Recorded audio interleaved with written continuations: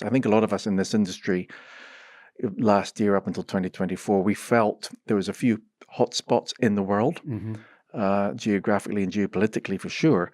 But I don't think we foresaw this happening.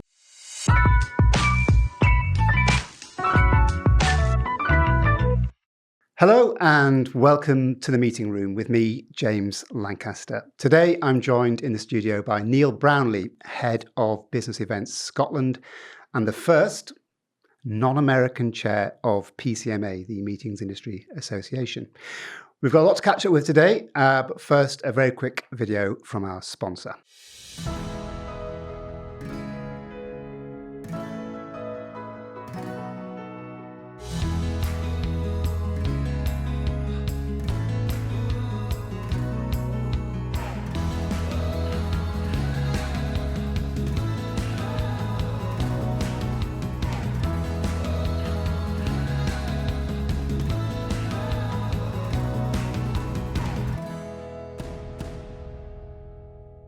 Neil, welcome to the studio. Thank you. And congratulations on the PCMA gig. That's good, isn't it? It is great. It's a real honour for me. It's just a one-year term, but it is. I've been chair-elect and secretary-treasurer, and then I will become, assuming I get through it unscathed, immediate past chair next year. So it's still a sort of 3 or 4 year arc, if not longer.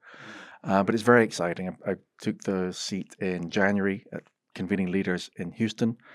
And it's a real honour to be the first non-North American chair in the near 70-year history of PCMA. So it's a really good statement on their part, a strong statement of intent. Yeah. Where is it? It's Chicago, isn't it? Chicago is the HQ of PCMA. Yeah. And membership is still about 85% North American. Yeah. But the idea of having a global chair, if you like, is to make it clear that the intention for global reach and the grand vision, the 2030 vision of PCMA being the place, the home of business events, and certainly using business events for economic and social transformation, it's going to be PCMA come 2030. Yeah. And I think having a non-North American chair, a lot of what I want to do, apart from have a hopefully fairly smooth year, is to reassure that the North American core that everything that PCMA is doing outside of North America is not instead of them, it's in addition to. It's an interesting time for you to be coming into a North American-based association. Yes. As the first non-American. Obviously, it's been a very interesting start to the year with the change of administration in America. You have all kinds of things have happened very quickly. Tariffs, a kind of rollback of DEI. You have a muted travel ban potentially coming into force again. How's all this playing out with your members? What's the biggest challenge right now for PCMA's members? I think one of the biggest issues at the moment, it certainly has been quite an exciting few months for sure. And I don't think anyone on any side necessarily expected things to unfold in this manner. I think that the biggest thing is to resist the temptation of doing a knee-jerk reaction to anything that's going on. A lot of it comes and goes very quickly. A lot of it looks like it might be here to stay for longer, but nobody knows if it's going to be months or years. One of my colleagues said the plane from Toronto to Atlanta last week, the Delta plane was 2/3 empty. We can see WestJet and others quietly withdrawing flights. We can see United withdrawing older planes. So there's definitely things going on. And I think from my reading of it, obviously it's still a heavily North American membership. So that's USA and Canada. I think there are potential implications, but to talk about them is not to talk them up. It's really just to observe that they are happening.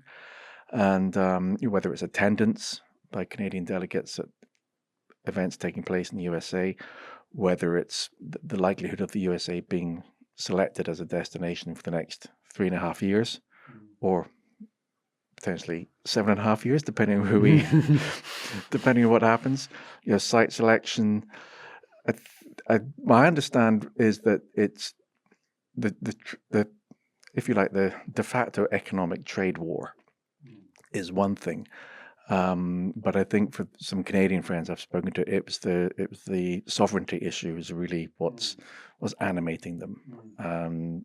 That it is a whole new level of discourse. I think a lot of us in this industry last year up until 2024, we felt there was a few hotspots in the world, geographically and geopolitically for sure.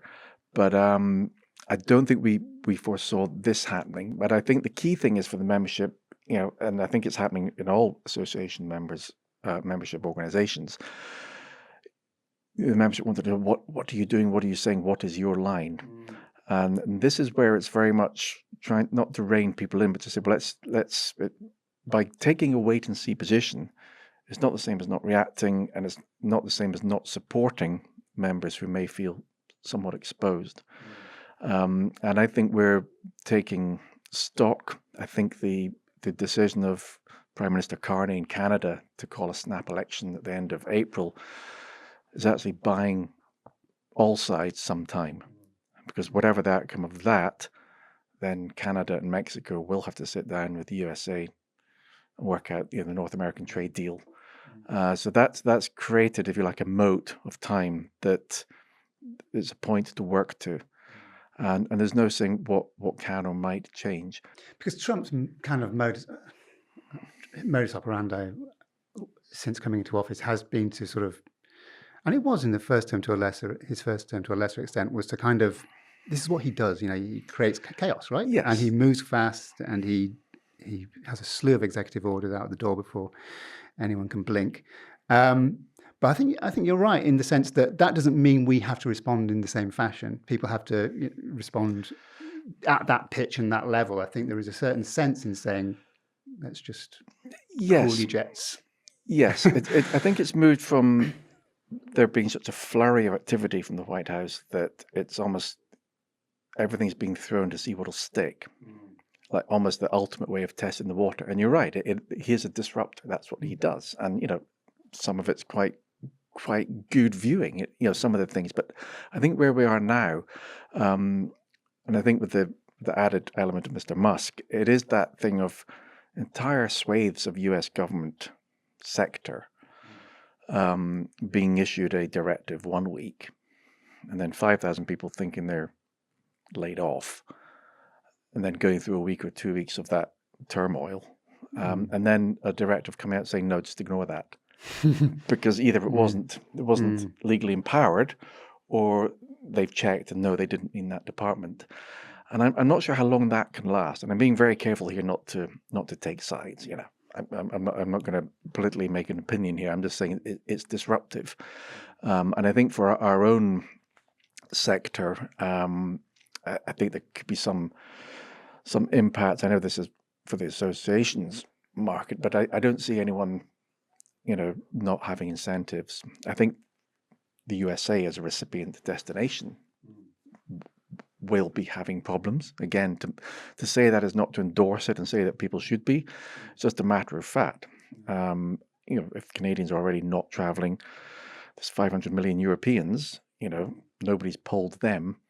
But I don't see anyone going down the ultimate, disruption of cancelling incentives or association destinations for 25 or 26. It's just too much upheaval.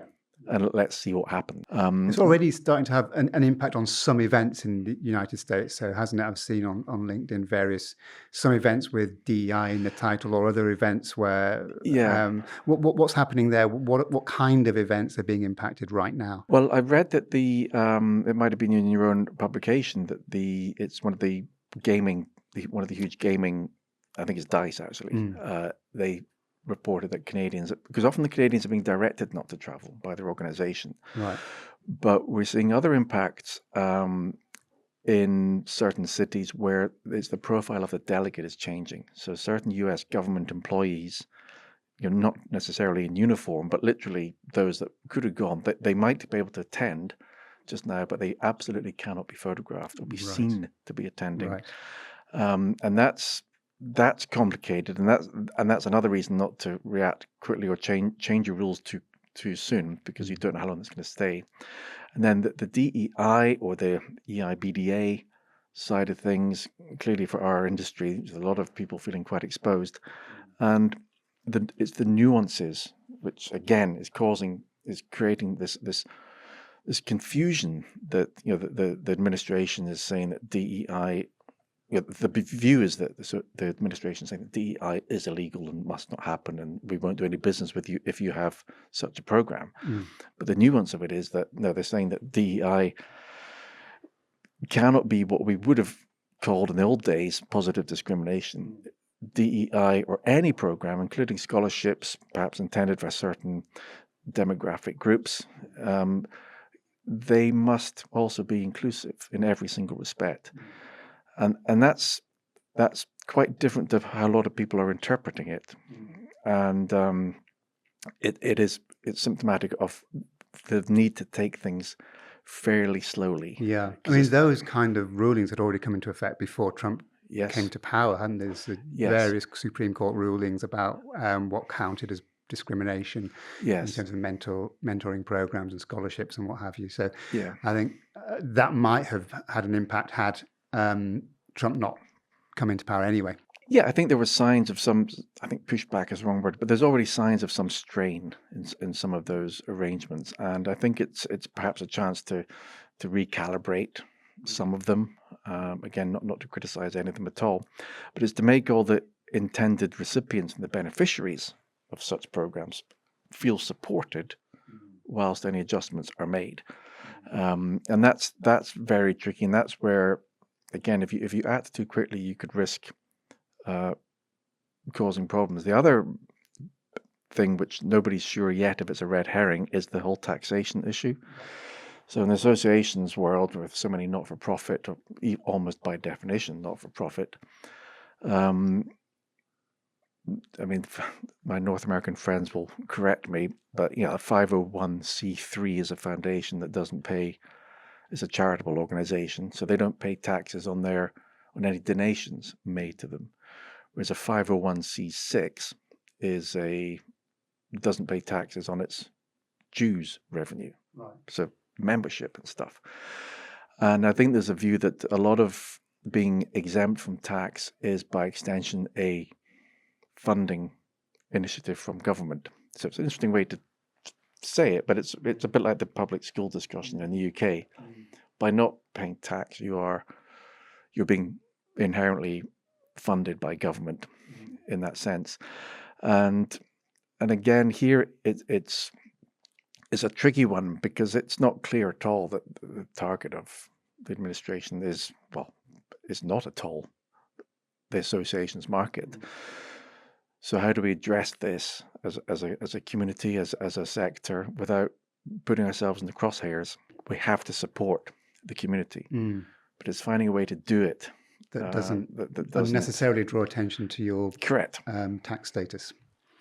Yes, because they'll know it anyway. They'll know it. Yeah, it is interesting, isn't it? Because this is an industry. When I talk about the industry, I'm talking about the business events industry. That's had this conversation around advocacy and raising the profile of the industry for years and years and years. And there's always been this debate about, how do we define the industry? Is it definable? And we're starting to see some more kind of traditional, I guess, lobbying, public affairs work going on in the States, particularly in Washington. Tommy Goodwin at the ECA, is it? He's doing a great job sort of raising the profile of the business events industry. But this is an interesting moment to be doing it, I guess. It is. I mean, I've been in government sector in Scotland now LinkedIn reminds me every year, you get that unbidden congratulations. You've spent 14 or 17 years in the government sector. And the advocacy thing it never goes away. And I've tried all sorts of versions of it. And I do wonder if the audience, is it the way we're telling our story, or is the audience just got other priorities? I think the way that I've tried to do it with our policy-driven model, which is to say to government entities, look, you can use business events that we know they're rotating around the world. You can use them as policy platforms, as delivering your objectives. And that's not the same thing as asking them to organize COP26 every 2 or 3 years. And there is a disconnect between, I think, government leaders and understanding that the association sector and the still imperfectly named business event sector, they're not clear that just how established it is. And I'm not saying it all just happens anyway, but they're not being asked to intervene, and they're not being asked necessarily to fund. It's they're being asked to recognize that association congresses and other types of business events can be used by them. And it's not a trick question. But I find that when I start going down, some of the narrative of, transformational work that business events can do, we know they can do, including associations like the World Down Syndrome Congress, which unbelievably was 10 years ago now in Glasgow, but that transformed the understanding of that illness in Glasgow. We have the Ocean Sciences meeting coming to Glasgow next year, first time ever outside North America. But I find the further we push the non-tourism benefits of business events or MICE, and I even find myself using the MICE acronym still, it's almost as if you're trying to bamboozle them. And I think it's no coincidence that as soon as you are writing a briefing doc, or a minister or cabinet secretary stands up to speak anywhere, or their equivalents around the world, they'll talk about the visitor economy and visitor spend and contribution. And then even worse, my pet hate is when they go on about the number of canapes made, or the number of, what's the capacity of the SEC, how many, breakfast rolls. I think, can we move away from logistics? But you're saying that they feel as though you're kind of trying to pull the wool over their eyes if you kind of go off on a different... Yes. Yeah. And I think it's that thing of, and it'll be interesting to hear some discussions in this week and next week, in various forums. If we're asking government to support us, we need to articulate what needs fixed. So if business events and associations are so wonderful, well, great, get on with it. So what do you need funding for? And also you look at the sporting and cultural sector, where in Scotland last week we announced the Tour de France, the Grand Depart was going to start from Scotland, and politicians instantly get that, and that's always been the case. It's harder for us to get it across, and I think the different advocacy styles, and it is a pet thing of Sheriff Carmat, is that we're often talking to each other in the room, the usual suspects, of which I am one. You are one, James Latham, we're all the usual suspects. And I don't know how it's not that we're getting the message isn't getting across, it's that it isn't sticking. Because people move on, ministers change portfolio. We have the Scottish elections next year at Holyrood, so I need to work out just how much effort I need to throw at the current administration, if it's going to be musical chairs in a year's time. Is this the time for me to really fine tune and try and find a different model? Because what I find in the halls of government, including government agencies, so for us, Scottish Development International or Scottish Enterprise, is these people are busy enough, thank you very much. But without somebody from Visit Anywhere coming up and saying, hey, here's a great opportunity for you, right? But it's tourism activity. You think, no, it's not tourism activity. It's sector showcase that happens to use tourism infrastructure, and that's before we get, and then we show them the connections and the caliber of people coming, and it's perfectly okay if they look at it and say, well, it's actually far too theoretical for us. It's thanks for showing it past, but then others come without our involvement at all. And again, that's fine. That's how it should be. So they find it mysterious that something could arrive in Glasgow or Aberdeen or Edinburgh or Dundee and not necessarily cross the desk of Visit Scotland Business Events. Yeah. Because they don't understand the ambassador thing, and then the importance of the convention bureaus, and that, unlike sporting and cultural events, I can never be kingmaker. The day I say, well, it's Aberdeen or Glasgow in favour of Edinburgh, or it's Edinburgh instead of Glasgow, that's the day that Aileen and her opposite numbers never speak to me again, because it works because of that, and it means I can give them access to government that they wouldn't otherwise get.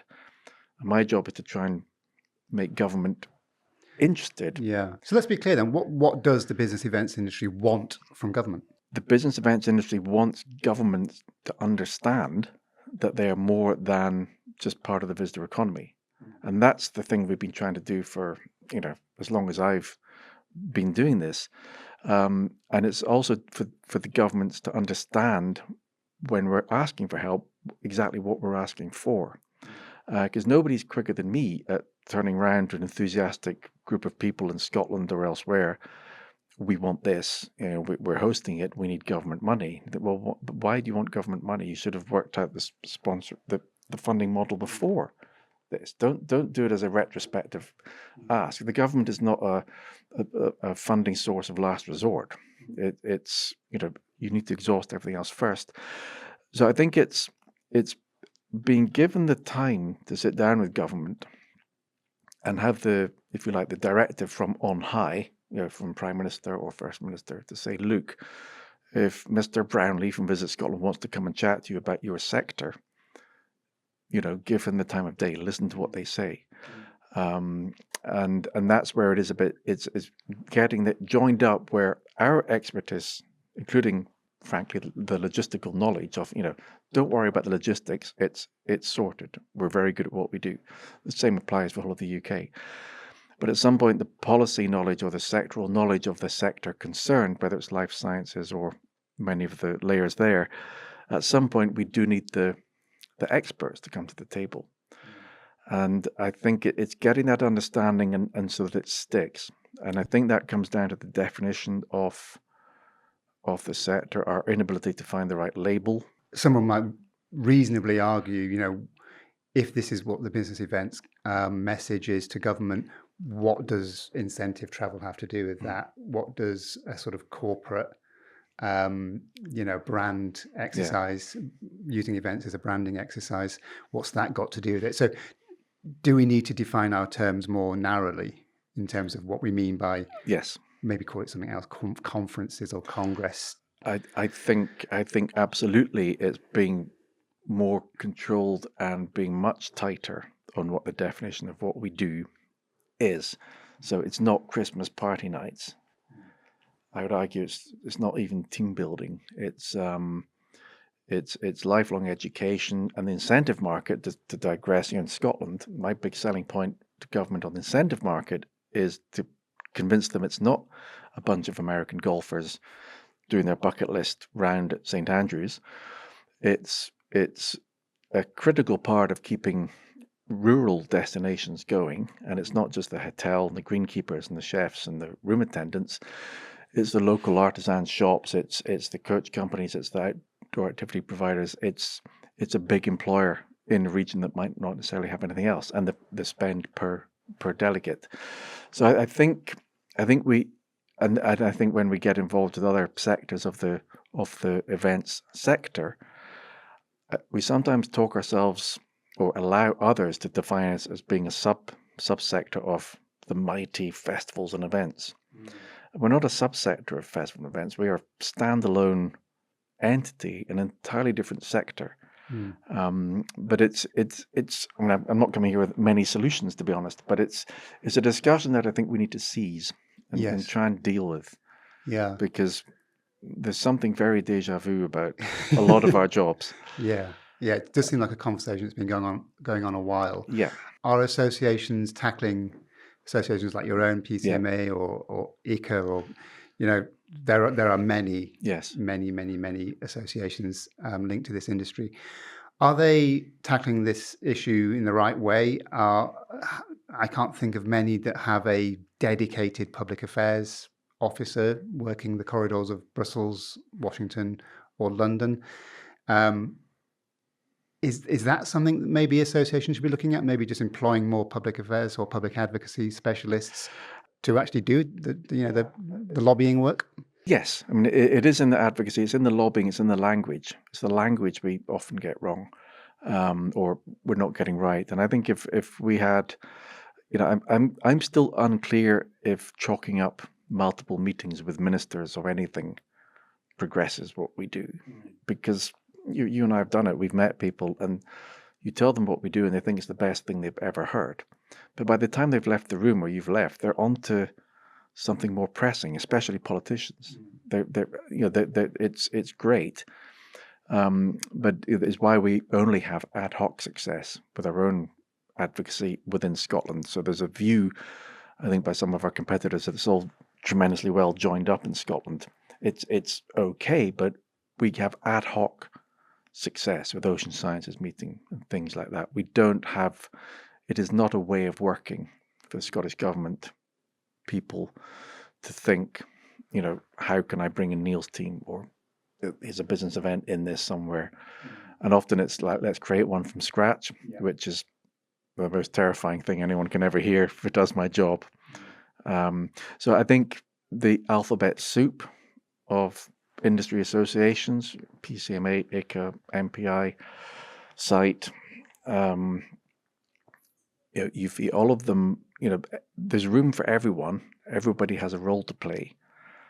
But we somehow have to get away from just meeting in a room every time, and where there's somebody from a government, it's the tourism minister, or it's a minister from an emerging country. I mean, it's great if they're there, but we're not getting cut through. No. And I know a lot of people will be upset that I say that, but it is the day we're not needed is the day it's solved. Is there room for everyone, or are there too many associations? Do we need to consolidate? I would love to see how our industry compares with other industries in terms of the sheer volume of associations. And I think it's got something to do with the nature of the people who work in this industry. Yes. They like face-to-face, they like communicating, they like to organize things, sit on committees. So it just proliferates. I think it's a bit like the definition of the sector. I think each industry association needs to be very, very clear on where it adds values and what it does compared to the others. So a lot of those that focus on qualifications, like the Events Industry Council, Amy Calvert's organization also does fantastic work, research, sort of heavy research. You and I can take to our bosses and say, hey, look, because one of the problems we have in our sector, the fantastic ICA rankings, ICA database, I know that Germany no longer feeds into the ICA rankings because they don't like the idea that two cities nearby can decide they're one destination. I get that. But we've recently done a strategy paper, and we were not going to include the ICA rankings, but they make Scotland cities look pretty good, so we put it in. But it's a bit like an association of motor car manufacturers saying the motor industry is fantastic. There's something about a lot of our research and with acronyms, and that's another thing that can make potential stakeholders like government glaze over. And I think it's an amazing point, James. Like, do they do the same when they're dealing with their own sector, like renewable energy in Scotland? Are there all these associations, and do they know them, and do they think, right, wow, that's an important one, that's an important one? I think in our sector, it's the nature of it. I think it needs to be slightly more defined as to who's doing what. Because qualifications count more in some regions than others. I've not got a single initial after my name.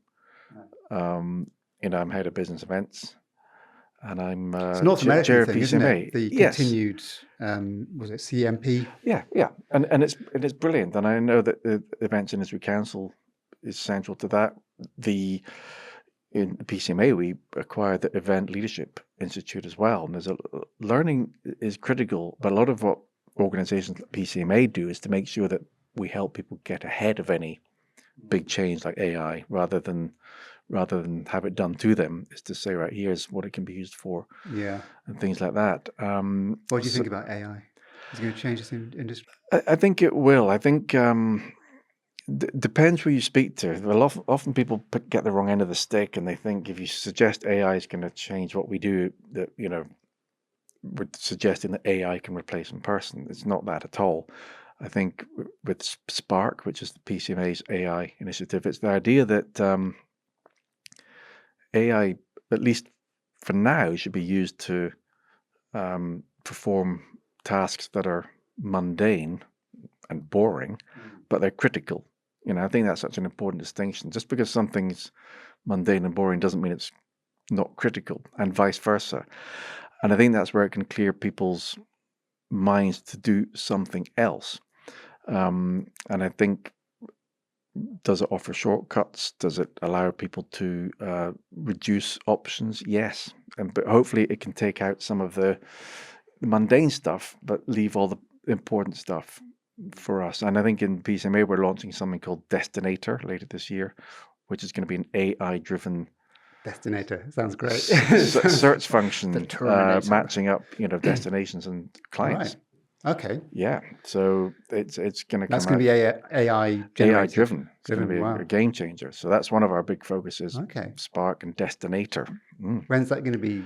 I think it'll be autumn time, if not community leaders in Philadelphia. We had a quick chat about legacy, and you weren't keen on the word as it pertains to business events. What are your thoughts on that now? Because the word seems to have come back again. My point was that legacy as a name, as a term, means very different things to different generations. So you look at now gen, so not next gen, it's now gen, they're here. Legacy system, that's not a positive thing. No, if something's it's not. A legacy media system, is the old media. Correct. And I think that seen in sporting and cultural events, when it's the legacy of any Olympic Games, or it's often the first thing that the man in the street or the person in the street tends to be a little bit cynical about, up to and including the spend. But every single sporting event says, there's going to be a more active community in the city after this has happened than before.